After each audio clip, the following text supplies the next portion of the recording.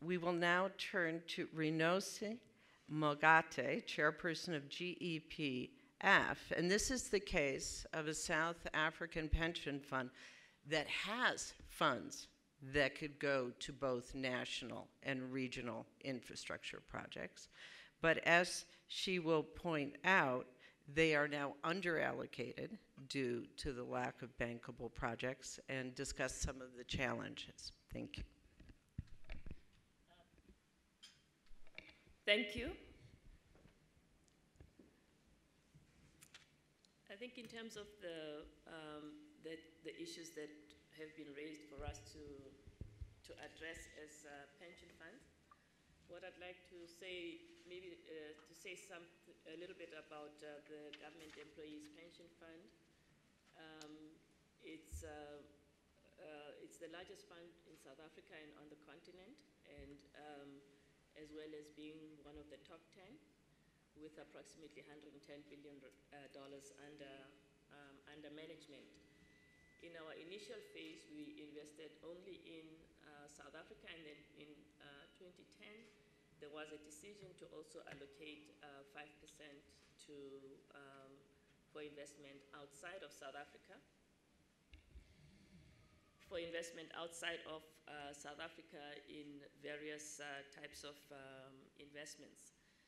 Within that universe, infrastructure looms very large, particularly because that's an essential aspect for enhancing development on the continent.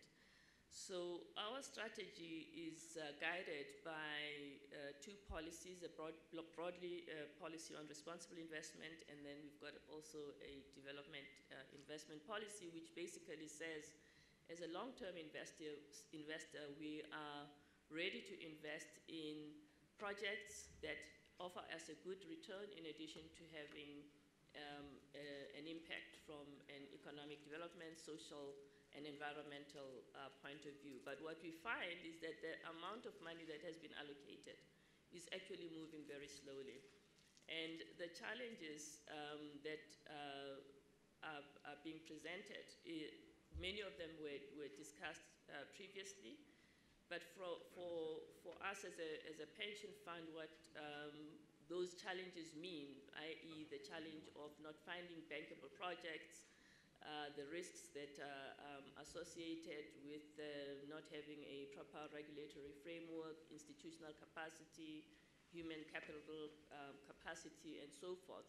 What we have learned is that it means that we need to find good partners, first of all, on the ground, with whom we can co-invest.